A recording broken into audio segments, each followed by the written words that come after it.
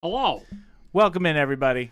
Sorry we're late. We ran into some technical issues trying to figure out how to mount the model we're going to paint today. And I am now immediately drilling. I've been here for the whole time. We're here. That's my bad, chat. No, it's not Chris's. It's just we have misplaced Travel Cedric. some hobby tools. That's right, Travel Cedric. You keep me... You know what? This is a good lesson to keep me honest, chat. Flapjack, what's up? Right. About, hey, you know what, Hoosier? I love you anyway. D-Fresh, welcome in, everybody. No, this is Lord Bzz. Lord Bzz. Lord Bzz. From Zaba Miniatures. That's right. Paint Liquor, Dusty Hobbies. Yep. Oh, I know, chat. Oh, I know. Rattlecan, what's going on? Dyslexic Mini Painter, what's going on? Yes, this is the, what Jason was just saying, this is the new figure from Zaba.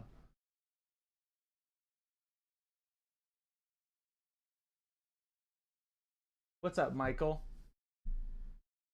I hope that the coffee has been strong today. Hey, Travel Cedric, it's been something.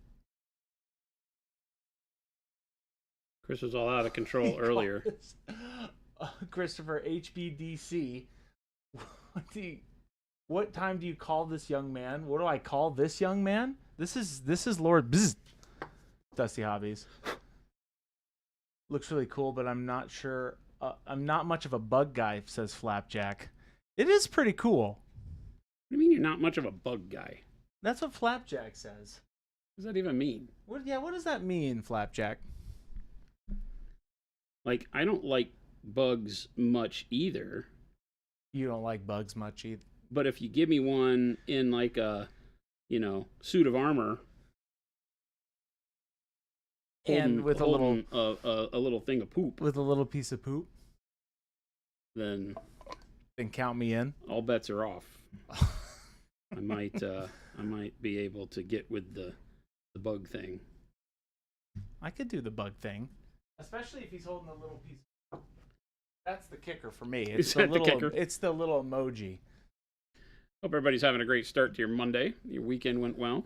I don't mind bugs unless they're flying in my face. Then they must die. Travel Cedric, I can see that. Not bad. Not bad. Understood. That makes sense. Totally understood. Makes perfect sense. Papa Chicken, good day. Hope you're all doing well. I think he Chris, means that themselves is not a dog. Yes, sir. How does it sound no, when you pop a chicken? Sound does a popped chicken make? Papa Chicken, from now into henceforth, you'll have to be responsible for this joke, essentially. So that's all I have for you, Papa Chicken. What's up, Blood Walrus? Yes, we're glad you're here, Blood Walrus. Valkiv4 is asking a question. Any recommendations for Asian skin? Question mark. How do you mean? Asian skin looks like Caucasian skin, primarily. You can do it the same way. Mm-hmm. I would say, hey, go look and Google the type of skin you're looking at, because it can have a little bit more warmth in the highlights. It can have a little bit more pinkishness to it, because they tend to be more fair skinned, but there are areas of Asia where it's very, very dark skin too. Mm-hmm. So that's one of those ways that we talk when we're like African skin. Well, Egyptians are African and they're white. Yeah. So pretty much. I mean, very light skinned comparatively speaking. So, that one's tough. Asia includes a lot of Russia, which is very Caucasian. So if you're meaning like what we would call the Orient and that end of the world, then it typically has a little bit warmer highlights, a little bit more pinkishness. Advanced skin tone or advanced flesh tone is a great place to start, because rather than using a lot of pink, it uses a lot more yellow in the skin to form the browns, which is great. But you could literally paint Caucasian and then use things like bright shadow flesh, warm flesh, those kinds of colors to make sure that you get your highlights leaning a little bit warmer rather than the standard, Caucasian pink kind of thing. I'm going to have to drill holes in the cork for crying out loud. What's up, T. Schmid? Right there. Tech Elf.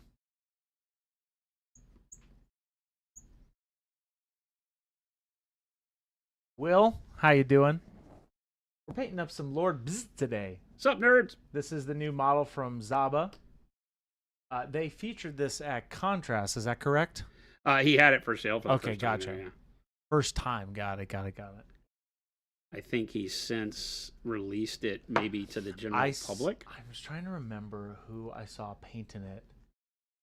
I saw somebody painting it. I noticed. Maybe himself. It might have been him. I didn't catch the name. I think I was streaming it or going through Instagram Reels when I saw it. Yeah, it could be Lucas himself. He painted up the box art one, which is great. There we go. Problem resolved. Nice. Mr. Bzz. But this is the gent. Yep. In all of his glory, cool with his little poop emoji in his hand. I love that. I will not be doing the box art, but we'll be figuring something out. Down at the Red, do you have a tutorial on painting pearlescent effects without using color-changing paints? For instance, I want to paint a dragon with shimmering scale effect, but I have no idea how I could do that. We have a good VOD where Jason did those bat wings.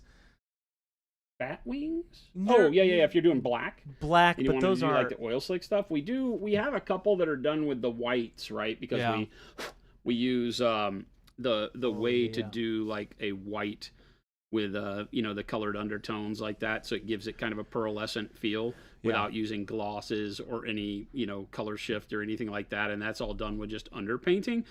This can be done with just about any color. You just have to think in terms of how like white with the transparent white lays over all these colors and allows them to show through. So I've got the blues and the purples and the magentas and the yellows and the greens showing through. If you were to use a darker color, like if you wanted to do like a pearlescent red or a pearlescent green or something like that, then you just have to think in terms of how that green was going to affect the colors, or the darker color was going to affect the colors underneath it. Obviously the darker your top coat is, the harder it is to get that across with the underpainted stuff going on there. But very doable. Wad, 43 months. Thank you so much for that sub. If I look at this, 43 months. That's a long time, Wad. This is literally insane. So, you're talking about the eyes, correct? Yeah, I want you to zoom in on that box. Yeah. See his eyes? Yeah. That's not sculpted. That's crazy. His eyes are smooth. That's wild. That's an amazing photo, by the way. So, like, I don't know that I believe that. Did it say who the artist who painted that was? It's Lucas. Was it Lucas? Okay. Yeah. I don't believe you, Lucas. I saw this model and don't remember seeing that, and I would have seen and noticed that. So I wonder if that's like... Is it I don't know. Edited or something? I don't want to be mean to him. Because it looks like he painted a dark background and then just put dots of color on it. Holy Moses. Because that's insane, and we're going to have to do something like that. So off the heels of dry brushing Space Marines, here we go. Welcome to our hell. Oh, no. Are you going to start with the eyes? Welcome to our hell. No, hell no. I was just about to say, are you be like the last thing I paint, I think. I don't know if I'm even interested in that. And I got to think in terms of like a fly. A fly is kind of like black-brown in my book. Right? The fly itself? Yeah, less blue, more black-brown. So I'm thinking that we'll do that. Like his fly skin is kind of blue-black. But I feel like maybe they're both. Like bottle flies, maybe more bluish. And then standard house flies are more brownish, blackish, grayish. Yeah. So we'll have to play around and see what we come up with as far as like the overall color. Now, I'm going to do what I normally do. I think we'll start with the armor. Do some non-metallic metal. Well, I think we will do some non-metallic metal. We haven't done that in a while. We were painting so much standard metal. We did. We painted a lot metallic paints metallics this last week, and he's got this really cool frumpy armor suit, right? He does. I just love this guy. He's very cute for a fly. I also have like the mouse. Lucas was at Contrast, so I bought a bunch of models from him. So I've got a lot that we can pay from him. The little mouse that he did for Those are on your desk. Yep. his daughter. Cool stuff. Yeah, so some really, really neat models. So we got to think in terms of what we want to do armor-wise. Obviously, steel is a really good way to go. I could also see bronze on a fly. Bronze. Could do some bronze on a fly. I don't know. You haven't done bronze before, or you have done bronze? Oh yeah, we've done it. Not recently. Steel. I like the idea of steel. Yeah, I think I'd like to kind of understand what colors I'm going to do all this in. All of these different ruffles and stuff. He did it all like monochrome, like the inside of the ruffle, one color, and then striping things, which is kind of cool. That could be neat. But I was thinking something more plum or purplish for the colors. So for the cloth, you mean? Yeah. No, I will not be painting the eyes, Agrippa. I would not do that. All right, we're going to start with some Payne's Gray, just because I don't know what I'm doing. So whenever we don't know what we're doing, we start with Payne's Gray. That's the rule. Payne's Gray or Jade. Little Billy says, what sort of colors would you use to paint for Southeast Asian skin? I know the reflections and tones vary with the overall darkness in the skin. Southeast Asia skin tone. I mean, it's going to lean more into the brownish nature of skin, right? You're going to have darker, like if we're talking like Filipino, Thai, it's a more tanned flesh, like sun-tanned flesh.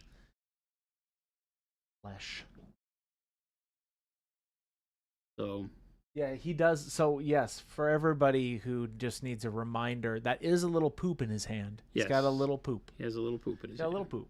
Just a little one. It's called a snack. It's a snack. It's his snack. Either that or he's babysitting. Little poop snack. Might be babysitting. He might be His babysitting. better half put the eggs in that poop and went to the store, went shopping. So now he's taking care of the future.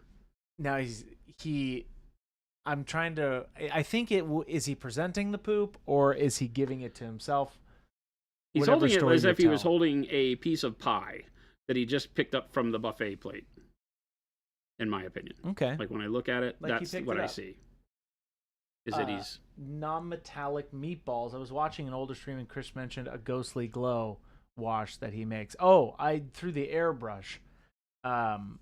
What is that? And are there any really cool ways to ghost effects on minis? I do it's like I base with dark turquoise and then with the same. For like night haunt kind of stuff. Yeah. Dark turquoise, and then I do bright yellow green mixed with that, and then I mix in a little fluorescent green, and I just kind of keep mixing those in stages and keep adding it to my airbrush, and then I dry brush it with white blue. That's kind of my workup. It's a little harder to describe because I don't really have like a recipe for it.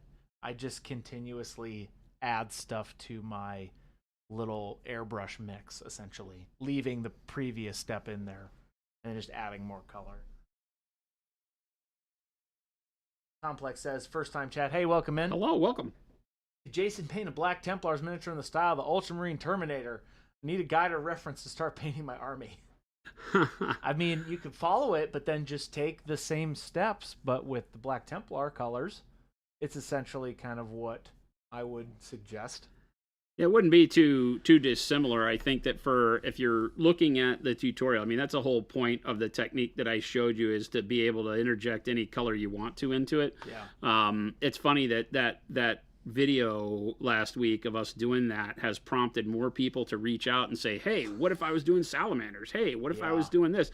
And what it really proves to me is that a lot of people think in terms of color, that the color would change the technique in some way, and it doesn't. So Black Templar, obviously black armor, I think you would just have to pick, like on the Marine, I chose to do the burnt sienna armor color first, so that I got the burnt sienna to kind of come out of the blue and give us that dirty shadow color, right?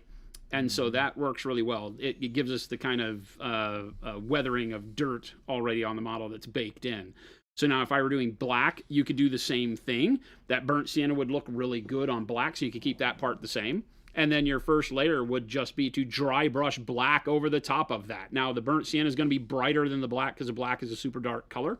So you'll probably have to go a little heavier with the dry brush to make sure that the burnt sienna doesn't look too much like rust on there.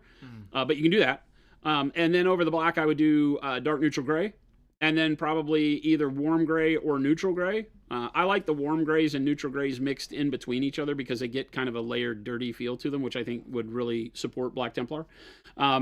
Go dark neutral gray over the black, then neutral gray or warm gray over the top of that, right? And then your highlight would either be probably bright neutral gray, right?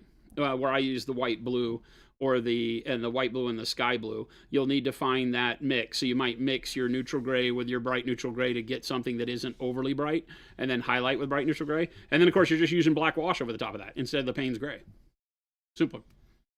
Everything else same. Okay, so Bloodwalkers is saying in the picture of Zaba's website, he is holding it and the eyes are like on the box art. Interesting. I'm calling foul. I'm calling Photoshop. Derpstick says, would gray blue or white blue be good to wash over snow texture paste? Yes. To put in bluish shadows. Yes. Oh, wait. You're asking Blue, me which one. White blue? Yes, either one.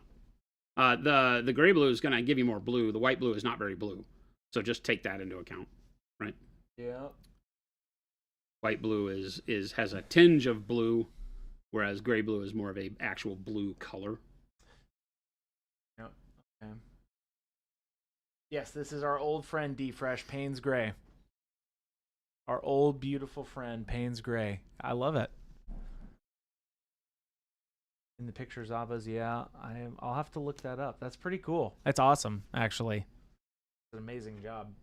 Cyberspy says, hey, Jason, got a question for you. What is the question, Cyberspy? Ask at will. And when I mean ask at will, I mean ask to Jason, not to Will.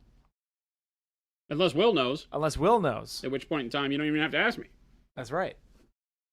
If you just need to talk to Will, talk to Will. You know those shiny green flies, says Papa Chicken. If you wanted to paint this up like that, would it simply be green, non-metallic metal? Shiny green flies? I don't know what you're talking about. Like the little, I think I know what you're talking about, Papa Chicken. I just don't know. I know ones that are like that iridescent green that are black. Is that what we're talking about? I would imagine so. Lumberjack. 33 months.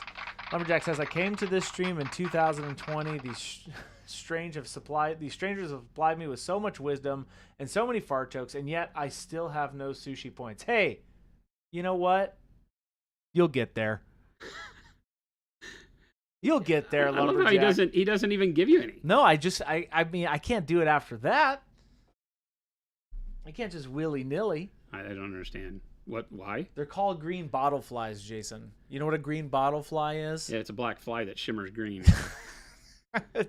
No, they're not June they're bugs. not green flies. D-Fresh, they're not June bugs. They're July bugs.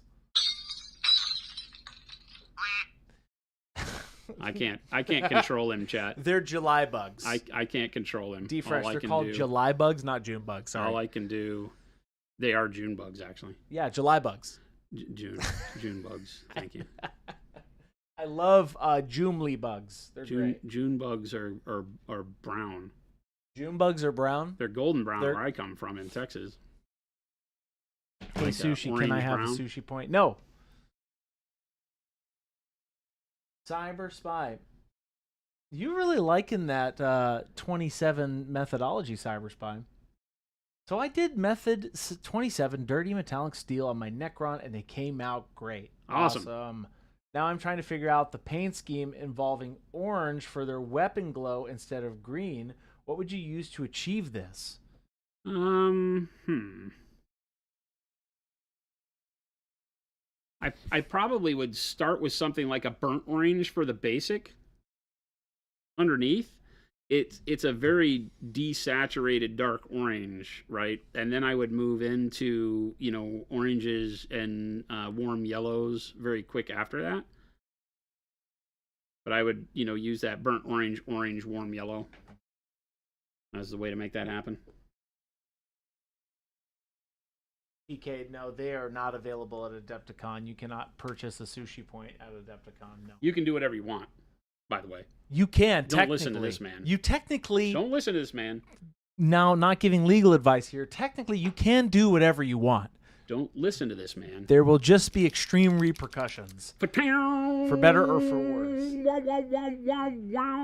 Whammy bar. That Right was a whammy now? Bar. That was a total whammy bar moment. It was great, but what are you doing? Bright pale yellow, baby. Right now? Right now. Oh, you're mixing it. Oh, you make that sound like that's not good. You're mixing it. Okay. That's fine. We'll get there. You're just mixing it. You're just mixing You're just mixing. Philip says, show him enough money and he'll give you a sushi point. False, Philip. I ain't no whatever you'd like to call me. Shill? Yes. Shill, I am not I don't just give them out for free. You have to earn them. I'll make my own sushi point with... Yeah, you go ahead, Panic Bomb there. With blackjack and hookers. Whoa, Panic Bomb. Hey, take it easy, man. Wait a second here. Everyone can be bought at a certain point. True. Now, if you present me with $1 million check, I'd probably consider giving you a 1 sushi point. Okay?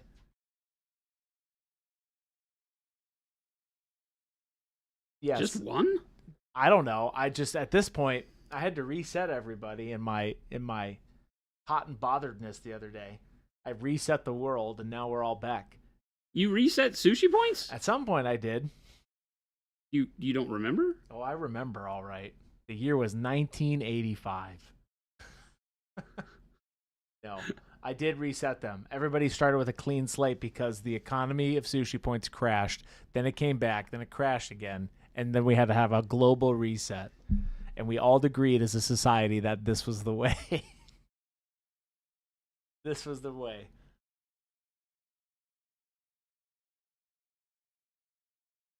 Michael Holt says, I went to purchase some basing textures at my local LGS and was thinking I could get the tube paste. When are you all releasing them? ?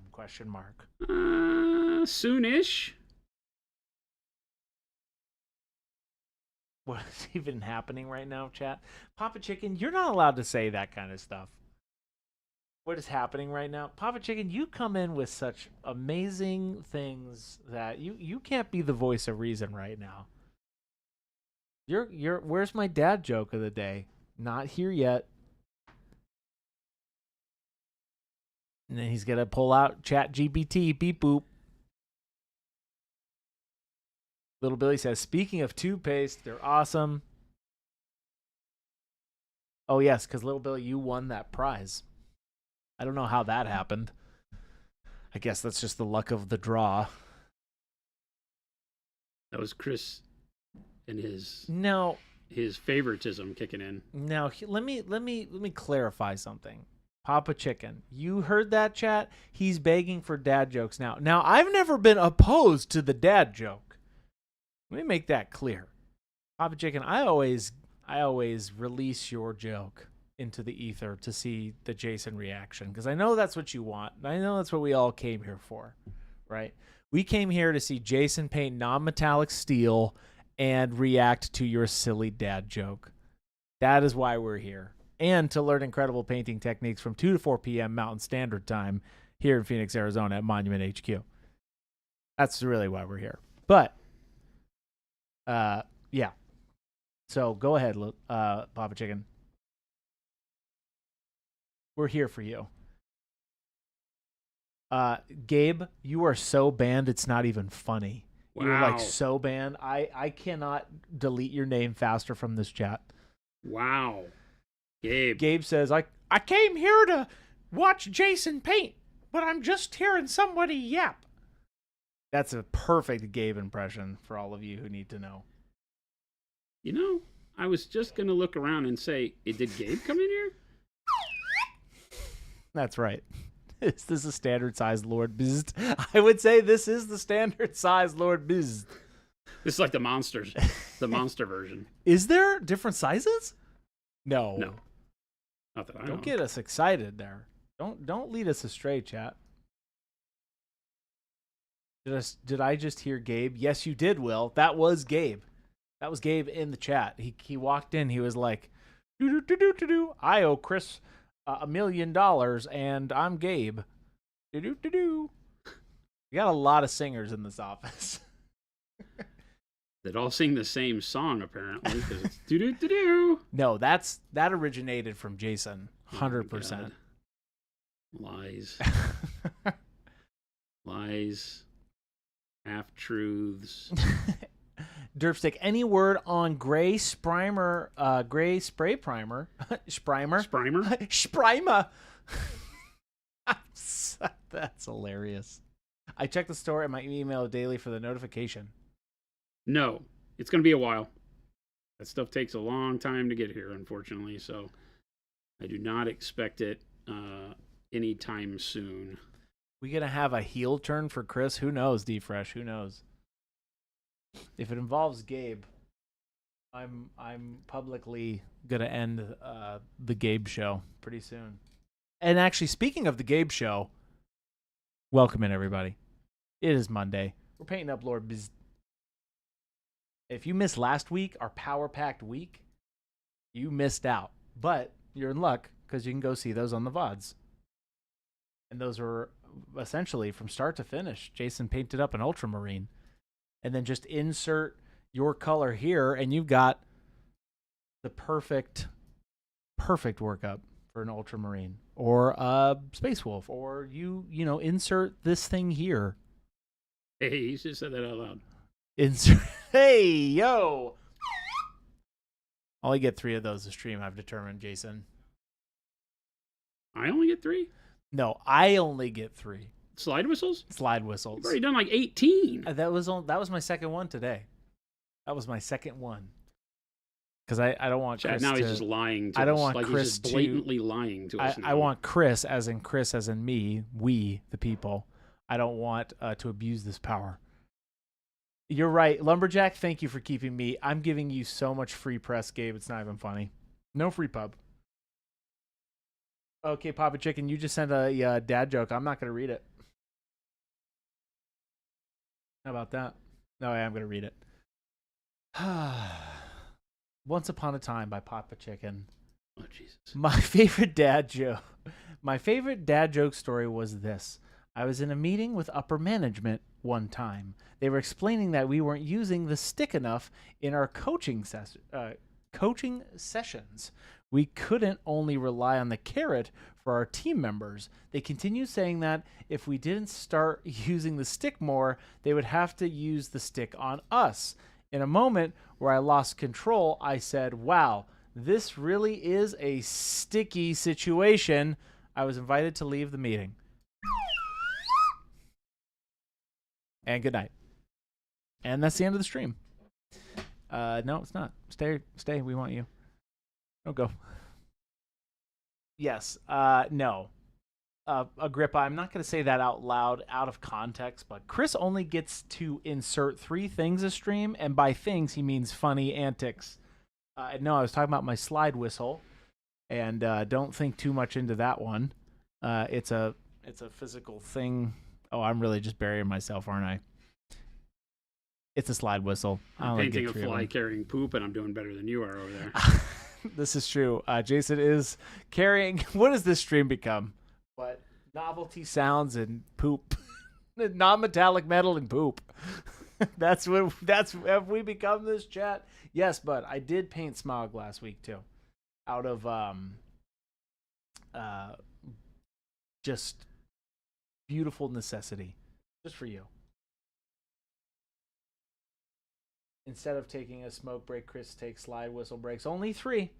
I said that. No, you'll get more than that. Especially if I see something really funny. Have to. Any news you can share? Jan has a question. Any news you can share on when your EU bridgehead will be operational? Some items I'd like to pre-order. Shipment leaves tomorrow. That's big news. Banking and everything is set up on the web store today. I got all that stuff done. That's what my task right now, my marching orders are. So I got all the banking set up on the website. Shipping and stuff should be set up tomorrow or sometime later this week. So that's going pretty well. That's big news. Yeah, so then the big thing being obviously that the shipment left. That's good stuff. Lumberjack says, without a Chris Cam, newcomers are going to think Fuse is the greatest ventriloquist. Yes, he is. That's just the joke behind all of this, is that Jason is literally the most powerful ventriloquist on the planet. Oh, it's all in the eyes, though. That's really what it is. Oh, that's great. Avian says, so is this model going to replace the owl as your favorite model? No. As a matter of fact, I thought, Chris and I talked about it. We thought we would come in and finish the damn owl on the stream, but we'll hold off and do that a little bit later. That's okay. I figured it would be good to show everybody, working up some armor like this from the get-go. Yeah. So that's what we're doing. Does Chris, Agrippa says, does Jason really want to take credit for the things Chris says? No. Hell no. He doesn't want to do that. He wouldn't want to do that. It's too much power. Too much slide whistle capabilities. I've been painting for about 2 years. Warranty, welcome. I've been painting for about 2 years now. I'm just starting to do more advanced techniques. Awesome. Do you think there is a certain level of painting to start doing non-metallic metal? Great question.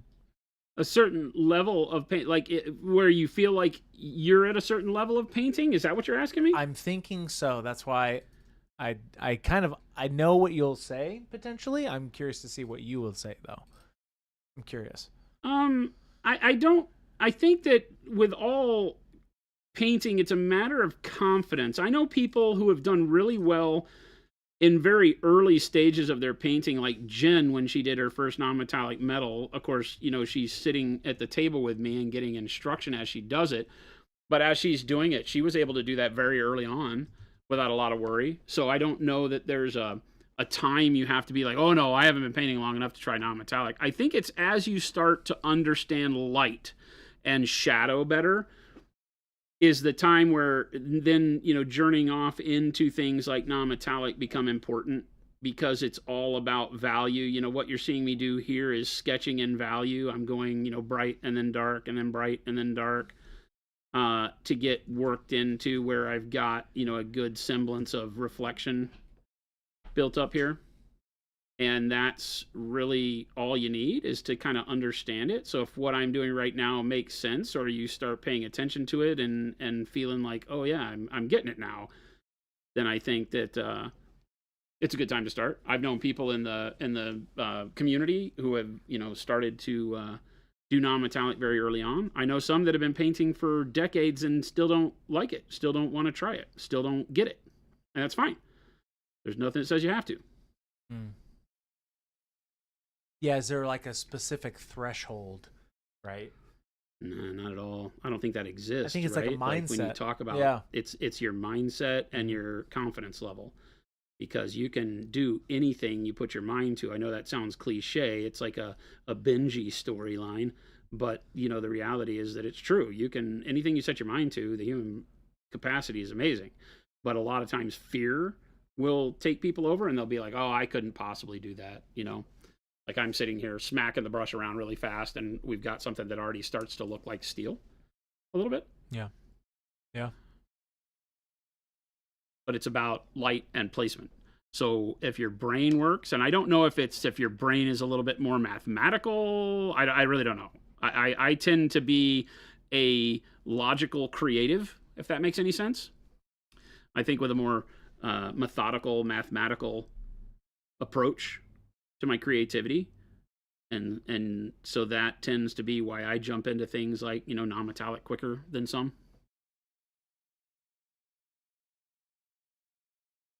But I've been painting like this for a long time, so it just becomes second nature. but I don't know that I ever was like, okay, you know what? Now's the time. Yeah. Where I'm just going to go for it. It really was that it was probably peer pressure, right? It was probably that everybody else was doing it. And I was like, well, time to put down the metallic paints and start painting the way the masters do.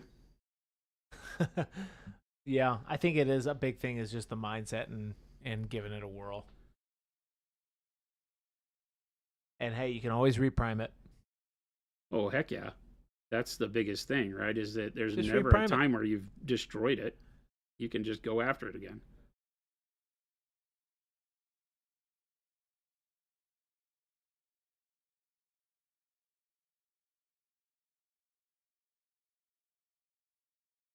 To actually, Agrippa says, to actually contribute constructively, I've been starting to use Noosh as a medium for glazes and drying extension, and is surprisingly good at that.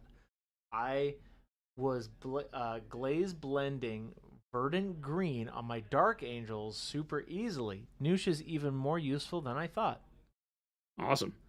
Yeah, it because of the retarding capability of it, you just have to be careful and not use a ton of it because it will move the paint around. Right? I know people that have said, I really have enjoyed wet blending with Noosh, and I'm like, okay. And then when they show me how they use it, they're just careful to not use so much that it overwhelms the paint. Tim says, I think understanding light is the biggest barrier. Once I figured out how light reflects off certain objects, it clicked. I'm still not good at it, but I'm better than I was. Yeah, because it's what you see me doing right here is the biggest thing with non-metallic metal. It's figuring out the shape of light on the model. Does that make sense? Mm-hmm. Right? It's looking at it and saying, okay, well, where and what shape would a reflection have across this curved breastplate? And then as you define that shape, then blending into it, understanding that you don't go with the smoothest transitions. If you want something that's ultra shiny, you use transitions for things that are still shiny but not high polish. Agrippa says, I use a tiny bit on the tip of my brush, that's all, then mix as a Oh, interesting. I've never that sounds about right. Never thought to use Noosh in that way.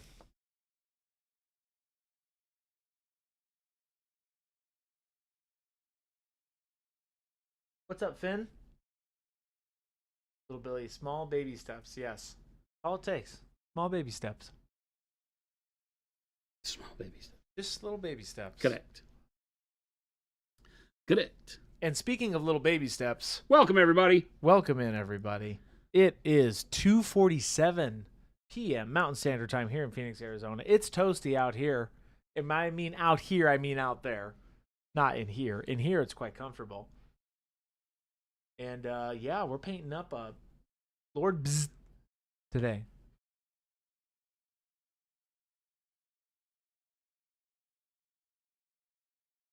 And I know I keep saying it, but if you have not checked out last week's stream with the workup Jason did on the Marine, you're gonna love it. Insert your favorite color here.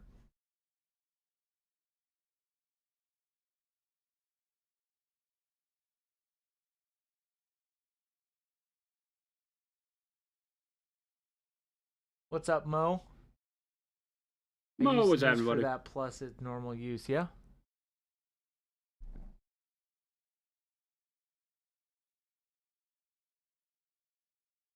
Oh yeah, D-Fresh. We're there.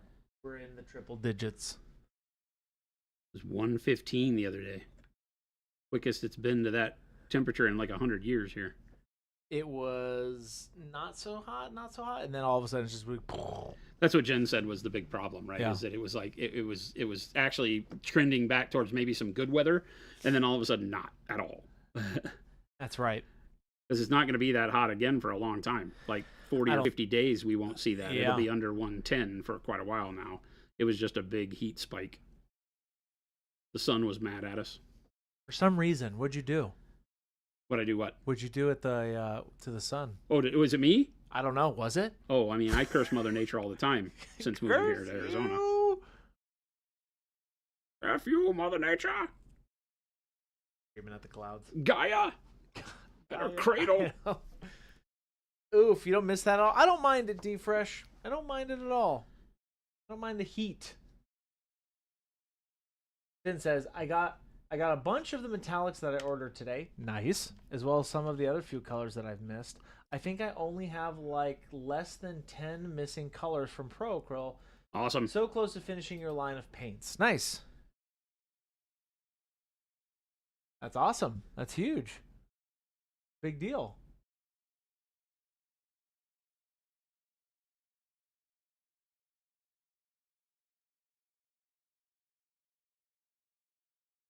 Captain Planet is rolling in his grave. That's funny. It is the sun from Super Mario Bros. Wad. It's coming to kill us.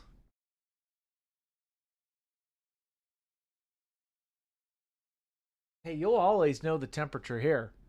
That's our guarantee here at Monument Hobbies. You'll always know the temperature here in Phoenix, Arizona. Hot. Hot. Just fine. And just fine as in meaning we need water. I find that I don't even ask how hot it is anymore. Nah. The only time that I think about it is like when you go to get in the car. Yeah. And it says on the dashboard how hot it is. And you're like, whoa, whoa, whoa, whoa, whoa. Back to the house. Yep. Back inside. This is horrible. I'm just glazing right now. A mix of the bright pale yellow and the Payne's gray. Just to maintain the dark plum in the shadow. And then move over towards kind of, slightly building up a blend as I go to my bright spot. I'm covering up my bright spot some of the time, reforming it as I need to. You see, I'm very wet on the surface. And I get that nice plum shadow over on this side. It is stay inside during daylight hour season. That's right. Depending on where you live. 100%. Here we need to stay inside or we'll die. Why humans live here is beyond me. Luckily, it's not too bad. After once you get through the thick of it, there's only a couple, I would say a solid month of it, and then it's okay. Everything over 100 feels like 100. Some bright neutral gray. Shift away from the blues for a minute. Get back into neutral tones before we maybe go back to white blue or something for the ultra bright. To give you a refresh, we started with Payne's gray, then we did some dark plum in the shadows, then we mixed the bright pale yellow with the Payne's gray to work up our midtones into our highlights, and now we're doing bright neutral gray as a true highlight. Again, I'm just using a fat old brush. And going fairly thin with the first application of the color. That allows me to put the paint on the model in a specific location without it having too big of a upsetting presence right out of the gates. If you go full opacity, then you get what you pay for, right? You get a big blob of color and it may not be right. Maybe too bright, may not be where you wanted it. So if you go thin, then you can do what I'm doing here, and I can work it up 2 or 3 times, brush back and forth, and get a brightness built up without it being, super punchy right out of the gates. Now, some of you might like painting super punchy. You want it to all hit at the same time. That's great. If you got a good idea where the color needs to go, be my guest. But for those of you that are just kind of learning where to place color, painting thin with it the first time, much better way to do it. And I can just kind of use multiple brush strokes in the same area, start building up color.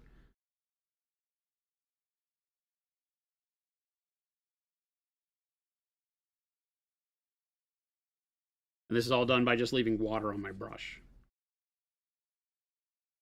I'm not actually thinning the paint on the palette.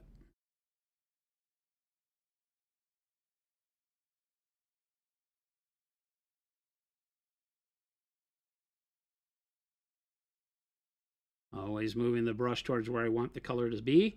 So when I'm doing things like this kind of V-shape shine, I've got to come from both directions and push the color to the middle of the V, so to speak. So I get that shine on there. Same thing up here. and I'm nesting it inside my other colors the best I can. I may have to go back and forth with this if I determine I want this color to take up more space, be a little bit brighter.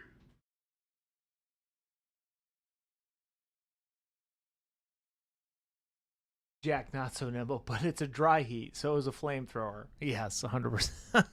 100%.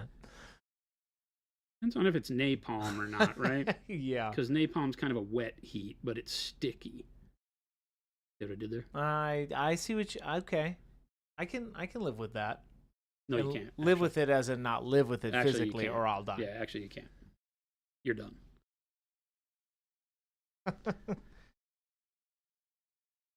Or, I'm sorry, in our grimdark world, it's promethium. Yeah, Okay. So Florida flamethrower? Yeah, there you go. There you go, Jack. It's a Florida flamethrower.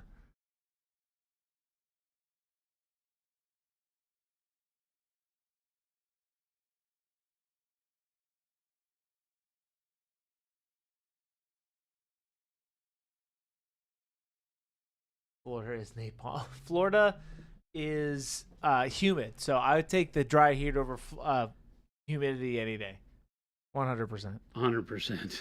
I'll 100,000,000%. Yeah, like, that's not even a question. I'll sit and bake in 120-degree weather no matter what.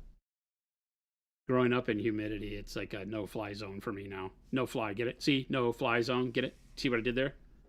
See what I did there? Chris, hey, Chris. I have so many buttons Hey, now. Chris. Hey, Chris. One second, I got it. Hey, Chris. There it is. Chris. Yeah. Did you see what I did there? I did. Chris. I have. Okay, Jason, you're killing me. I was going for my rim shot.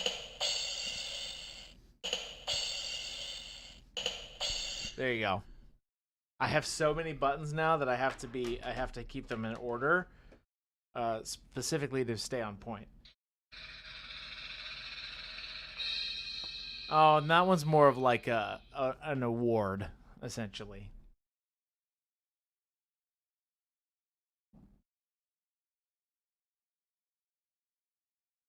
So, the is that like the Dutch oven? Yeah, it is kind of like a Dutch oven. When you fart and you move the covers over Jen's head, is that what you're talking about? What?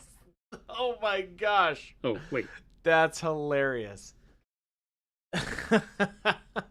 What? That's what the Dutch ovens?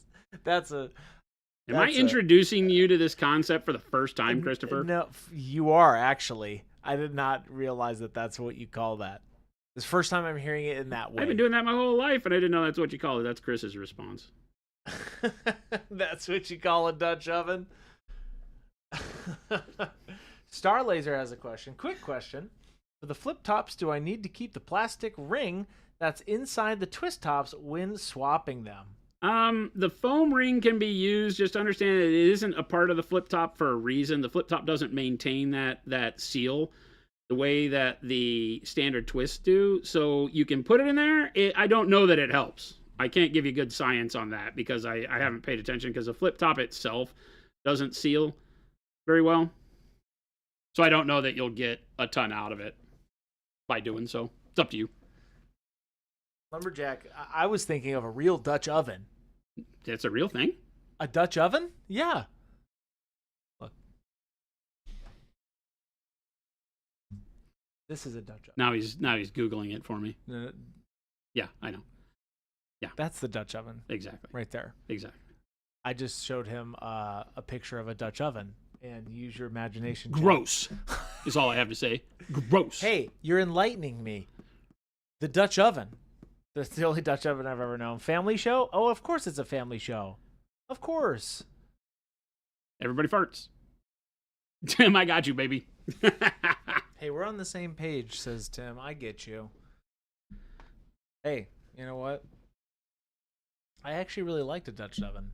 We used to do that camping all the time. Fresh that escalated quickly. You escalated quickly. Dang, Chris, you like that, D-Fresh? Chill, you like bro. that? Flapjack Nickelsack says, "Not me. I don't fart." No. Yeah. Yeah, you do. You are a farter. I see that. Yeah, you do. Flapjack, don't you get snippy with me. Yeah, you do. Can't lie to us. Sandbar in July is awesome, says B-Rab. I've been to Death Valley. Oh, yes. Death Valley is not a place you'd want to go in the summer. Just saying. Flapjack, you can't prove anything? Of course we can. You're human, aren't you? Beep boop. I'm not. This is my last week, chat. So, get ready for that. This is it for me. Supposed to have a camera by tomorrow. No, you said 2 weeks. I said 4 days. You said 2 weeks plus. I said 4 days, including weekends. You said 2 weeks plus a business day. Didn't ever say that. I retracted that, and I said 4 days. So I'm expecting Chris Cam by the time he leaves for vacation. No. That's how this works, Chris. I can't do that, Jason. You are going to do that. I'm fired. Yep, there you go. That's Sorry. it. I've brought this upon myself. You brought this upon. We gave him all the options, and he has chosen to defy authority. You have elected the way of pain. Yes, I have elected the way of pain. Mo says, I've been told that farting in front of your significant other is a sign of true love. Yes, 100%. I laugh at Jen all the time. Magic. True love. Yeah. She blames it on the dogs all the time. Flapjack, you're banned. I don't even need Jason to see what you said. You're just banned. I'm not even gonna repeat that. Flapjack, you're banned. And he said 4 days technically, not 3. I don't understand. But you're Flapjack. banned. You're banned. I thought that was 2 days ago. D Fresh, you're banned. Everyone's banned. Chris is trying to act like we haven't told him this already. Chat, let me confess something to you. Are you ready for this big confession? Are you ready for this, Jason? This is super important. It is 3:02 p.m. here, Mountain Standard Time in Phoenix, Arizona. And we are so glad you're here. That's a confession. I am so glad you're here. We're glad you're here. We are all painting this model alongside Jason. And yes, you won't have me starting Thursday of this week. You'll have... You're going to give him airtime? You'll have Gabe. Gabe's excited about it, though. I'm sure he is. Gabe gets to spend time with me. Gabe will treat me sure. better. Gabe, I treat you so well. I cleaned your palette today. It is clean, Chris. I appreciate that. I primed the model. Don't give Gabe free pub. I know what's gonna happen here. That's okay. Chris will be on vacation. We love you, Gabe. I will. Agrippa, yes, I will be on vacation. And it is much needed. I'm a fried little potato. He's I'm been ready. burning the candle at all directions lately. I am ready. It'll be very good. I'll feed Jason. Oh my...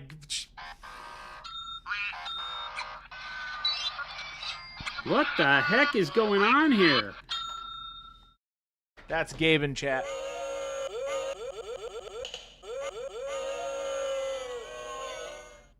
I won't forget to feed him food before stream. Sorry, everybody. That was just a travesty. That's what Gabe said. Gabe said, I'll feed you, Jason. I won't forget to get him food before stream. It's true. Gabe does a better job of that, of taking care of me.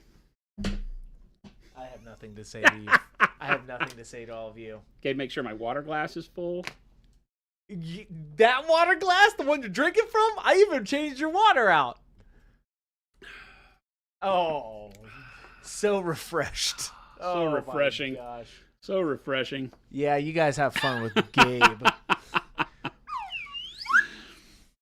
Alexander Eiffel says it's like a Tex Avery cartoon in here. It's whatever you want. It's whatever You know, this. I take care of things that matter. Gabe, you making me want to barf right now. Oh my gosh, you're banned. I can right click and ban you right now. Just add to block list. I can block you right now, Gabe. Hey Gabe, can you do me a big favor? Oh No, don't do what he's about to say. Can you, on my desk, I think, Oh, this is a real thing. my green brush case, my green brush vault. Can you bring that over here to the studio, please? You want him to come in here? Yeah, he's invited. Oh my gosh. Drink your paint water. Don't do that. He's invited. Hey, David, first time chat. Welcome in. Don't drink your paint water. Don't. And I like that's what you said. The first chat ever from David. I appreciate you. Don't drink your paint water. Gabe's going to come in here like, here we go.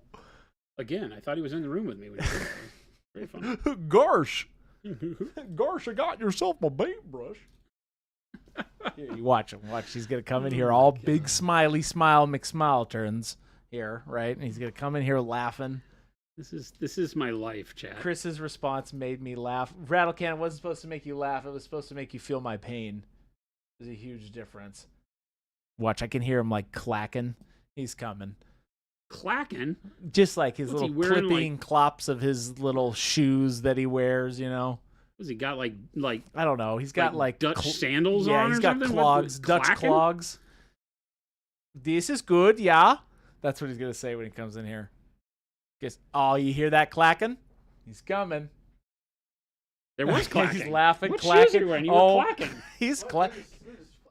Gabe's a I also got you some snacks. Thank you for the snacks. shut Oh, look the- at that. Look at that. My friend Gabe. What? Oh, No you can take these. Then You don't that. like Yogis? I don't know what the hell that Oh, even is. wow. But he brought me a meat stick. Wow. Strike one already. Didn't get Huh? him the right snacks. They're Yogis. Oh, okay. I was cursing whoever brought those into the house's name the other day. Oh. I was like, who the hell's idea was Look at that. Yogis? Strike one. You haven't even started yet, Gabe. Strike one. Brought in the Yogs. Not good. For all of you who It's an honest mistake, Chris. that's my middle name. What Honest is he- mistake? Yes. What is he? What tap shoes? He clacks. I don't know, Flapjack. He's a clacker. He just comes in and he starts clacking. And I'm like, oh, that's Gabe coming down the hall. For some reason, got normal shoes on. Nicholas, thank you for your painting question. When should I use black wash versus black transparent? ? So the transparent paints are not washes in and of themselves. They are less opaque, right? So you can see through them, but they are not washes. When you apply them, they apply just like normal paint. They stay where your brush puts them. They don't slide into recesses and stuff. So it really is a technique thing. A wash, if you want to, put shadows or a filter on an entire model, then you use a wash. The transparents can be used that way, but they're going to give you an even coverage, whereas a wash tends to give you more pigment in the low spots, right? Because gravity pulls it along the surface of the model and it pools in the recesses. And that's why we call them shades, washes and shades a lot of times. And a transparent, if you were to do like transparent black over the top of your model, you would get that same black filter, but it would be even top to bottom. It would be black over everything, whereas a black wash would allow more of the color to show through at the top, and then as gravity pulls it down, it'll build the black up as it goes down. So it kind of does a built-in fade for you as a wash, whereas the transparent won't do that.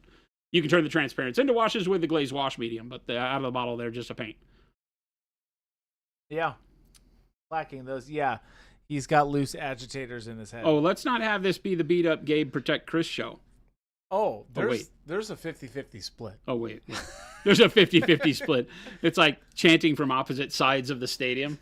That's right. They're singing their songs. They're all... What is Chris's theme song? Like, if it was Team Chris, what is your theme song that the stands are singing, Chris? Da-da-da-da-da-da. I don't know. I don't know what my theme song is. You got to come up with one, man. Put you on the spot. Like, come up with one, like, organically, or just the title of a theme song? Well, like, right now, you got to come up with what your theme song would be. That's good. I don't know. What do you think my theme song would be? Stay by my side, baby. No. It's got to be a Bee Gees song. Mine is Living Spaces. It's got to be a Bee Gees song.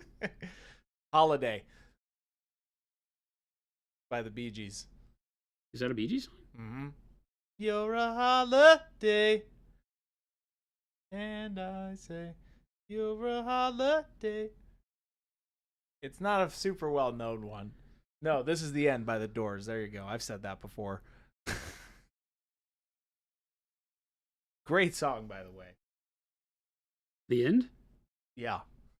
Freaking love that song. Jim Morrison had an amazing voice. He was awesome. Kenny says, I watch Chris eat 2 sour death balls at once and not bat an eye. He isn't human. Oh yes, Kenny, I did do that. I'm just dead inside, Kenny, so I can pretty much eat whatever I want. There's no soul. It's just a empty void consuming. So sour, spicy things, none of that affects me. Oh my gosh. Gabe, you can't be sending me paragraphs and expect me to say, oh my heavens. Gabe's the best. Chris, I'll read this one, Chris. I got this. Gabe's the best. Chris is weak. Clap, clap, stomp, stomp. Gabe's. Oh, this is your song. Oh, no. All right. Okay. So we got to sing this, chat. Thanks, ChatGPT. I don't know the melody here. Gabe's the best. Chris is weak. Clap, clap, stomp, stomp. Gabe's the best. Can't be beat. Clap, clap, stomp, stomp. Chris fall flat off his feet. Clap. Oh no, there's clap, clap, and then stomp, stomp. Yeah. Go, Gabe, go. You're number one. Chris, go home. You're just no fun. Clap, clap, stomp, stomp. Gabe's got skill. Gabe's got heart. Chris should practice. There's a start. G-A-B-E, the name we cheer. C-H-R-I-S, not wanted here. That's the big finish. Gabe's our hero, strong and fast. Sorry, Chris, you're always last. I don't like it. I need more pom-poms in my life for this to work. All right, another thing we need for the studio, pom-poms. Pom-poms. Hey, you know what? Oh, Okra and the Facts of Life could be sung from the stadium for Chris. The facts of... Okay. That's the facts of life.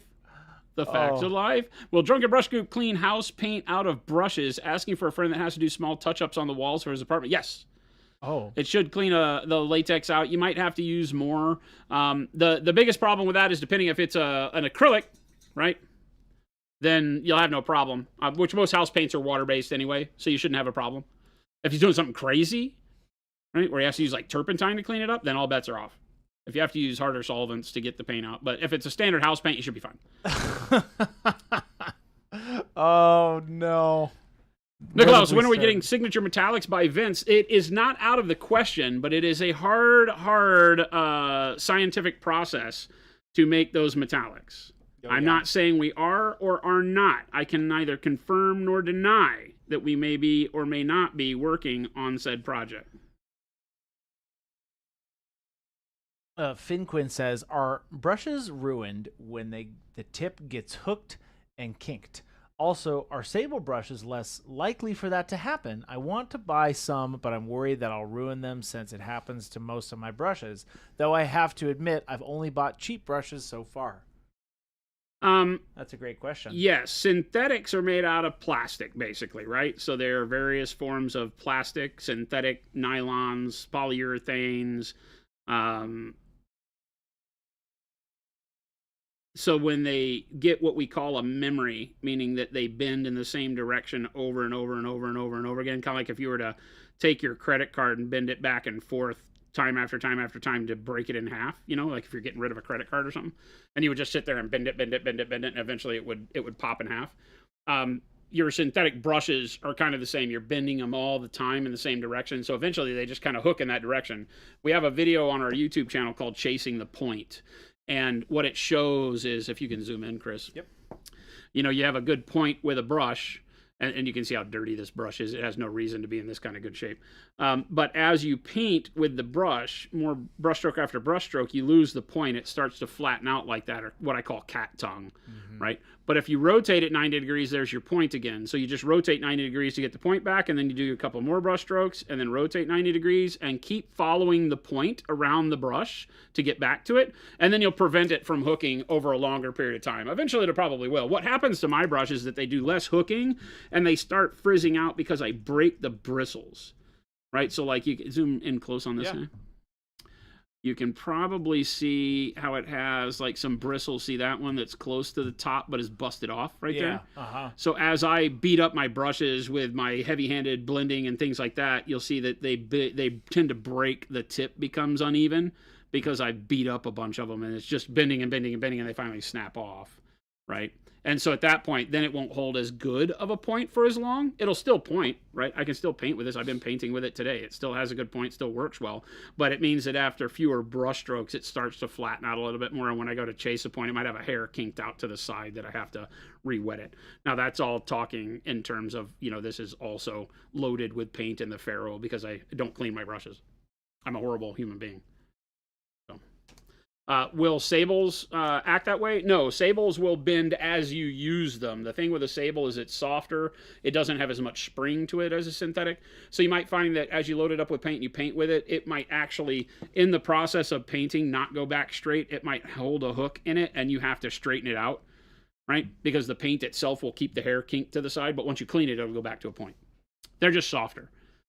So that's really the big difference. I like synthetics. It's what you'll see me painting with 99.9% of the time because I like the springiness of a synthetic brush. It just comes right back to straight as a point. And I do a lot of very fast textures and blending, right?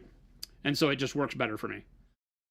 D-Fresh has a question. Jason's talked about what his quick method of doing simple bounce light is, like from a fire onto another object, but the fire is not the main light source. What was that again? Main bounce source, like from a fire onto another object, like OSL, object source lighting. What was that again? Yeah, like OSL. I think that's what is that. You're just looking for the term, right? D-Fresh, object. Yeah, help me understand lighting. what you're trying to understand, like what we're talking about, because that secondary light source or tertiary light source is generally what we're talking about. That's kind of what I'm doing here. Right now, I'm setting them all up at the same value, but this one will turn into a color that matches the reflection from the armor over here. Yeah. But I'm setting the value with it the same way I would for all of the steel, and then I'll probably go back with whatever that color is on this, right? Maybe over here as well with a little bit of color on it, because you'll pick up some of that color in the more mid-tone area of the model. Where it's the brightest, you'll lose all color because the light reflecting off of the surface desaturates all the other color, and it's the only color you'll see.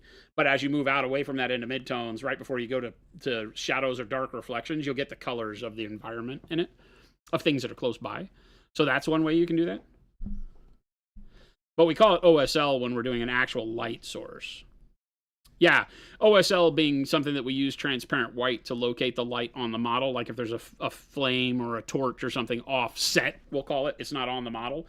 Or it could be something that the model's carrying, right? Like we have Deidre, the Wanderer, someplace over here, right? Do we still have her up here or no?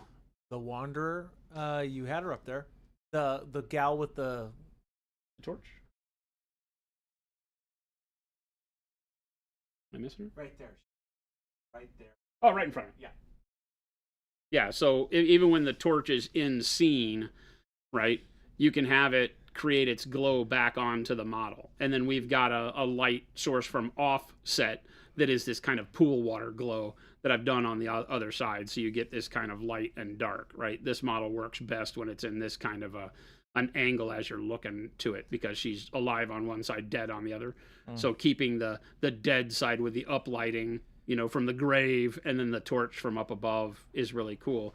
But, you do this by, perhaps doing like a transparent white on the model after you've painted it to put that reinforcement of brightness from your external light source. And then you have the light source color go on to that. So in this case, like an orangey yellow, as opposed to the cool color of the armor and such.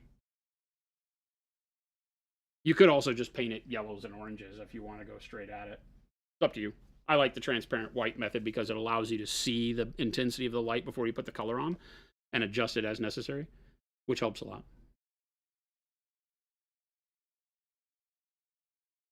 Nicholas says, really excited about the Expert Series. What other kind of products do you want to create in the future?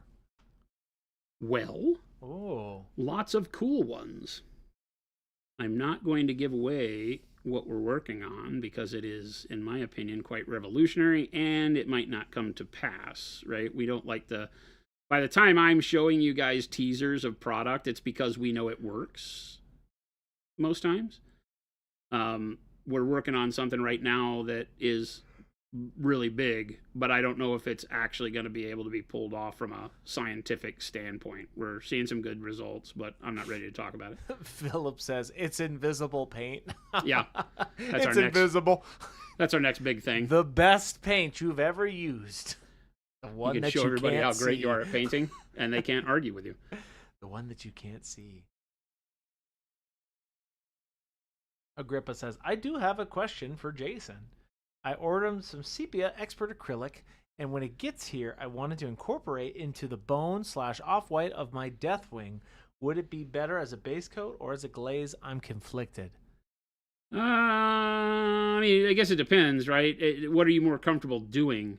Do you feel like when you underpaint or base coat that you are comfortable with enough showing through, then you could do it that way. If you glaze and really are happy with the results, then you could glaze as well. I think that'd be cool for a glaze for sure.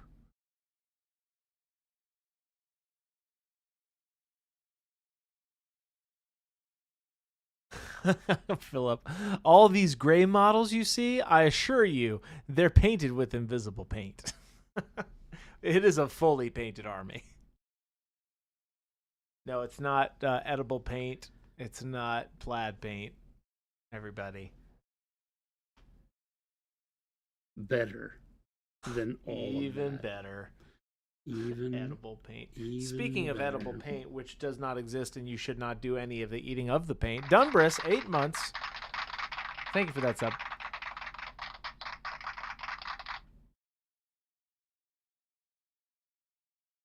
My Warhammer army is painted with matte varnish. Ooh, not a bad idea, Ghost Hunter.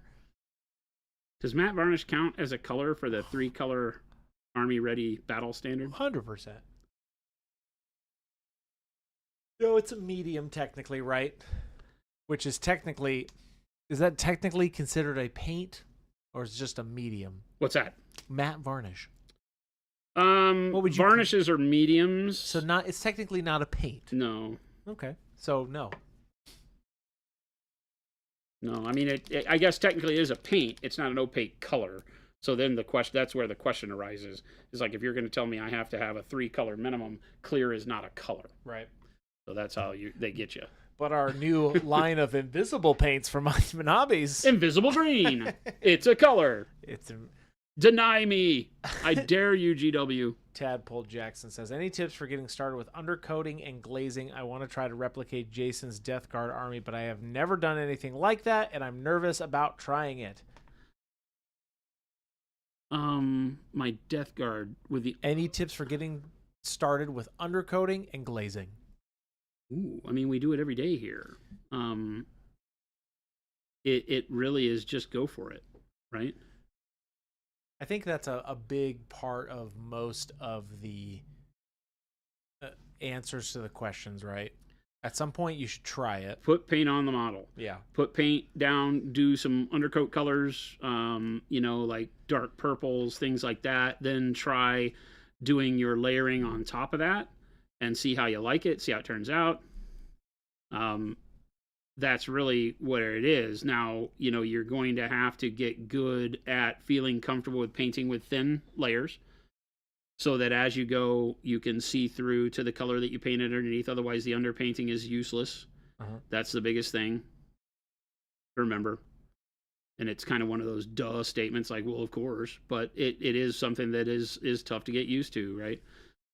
We're generally talking about blending in layers that are more opaque as you go through your initial hobby introduction, so to speak. And then you do stuff like what I'm doing now, like I'm glazing back, other colors over the top of colors that are already on the model. Yeah. And I want to be able to see both at the end of the day, like this over that dark plum. And so I can still see the dark plum, but now I've got that bluish Payne's gray tinge over it. And it really is just getting used to that. And then once you start to play around with thin layering or glazing, whatever you want to call it, then you can start to have that freedom of saying, okay, I want to change this into X, Y, Z. I need it to be a little bit brighter, so I'll glaze some brightness over the top. I need to darken it up, so I'll glaze some darkness over the top of my shine, and then come back after it later. So I'm liking that. That's looking good. Hey, Jason, that is looking good, man. For a very fast, kind of cool shine workup. I'm not as happy with the back because I'm not as worried about it, but I think I should probably expand my shine area on the back. Somebody asked a good question. What's that? It was object source lighting from two different sides of a model. Mm-hmm. How do you approach that? I don't know. I think I'm answering that question correctly or asking it. Where it is here. How would you paint two identical OSLs coming from either side? Question mark. Identical meaning same angle, same so. intensity. You want a model to be split in half bicolored from the light sources. Orocast, I know I want to make sure we answer that question. Like two spotlights kind of intensity? Is that what I'm talking about? Where is it? The problem with multiple light sources is that one is always going to take center stage unless you have a dramatic sense of why both would be an equal value. Same intensity. Yeah, same intensity. So you're talking about two spotlights, basically, right? Yeah. Or is there a third light involved too? Because these are the kind of questions that my brain goes to. Because let's say I have a model and I'm standing outside in the sun and I have a torch. There's not going to be any OSL because the sunlight is going to override it. Right, flame in the middle of the day is damn near invisible. Yeah. Right. It only if it's smoky or really dirty flame do you wind up seeing anything really, and so then that OSL is lost. You might find a way to kind of interact with it, but that's typically not how you want to paint. So you want to put yourself in a dark spot, give yourself a light intensity, like that torch or the pool lighting, like we did on Deidre.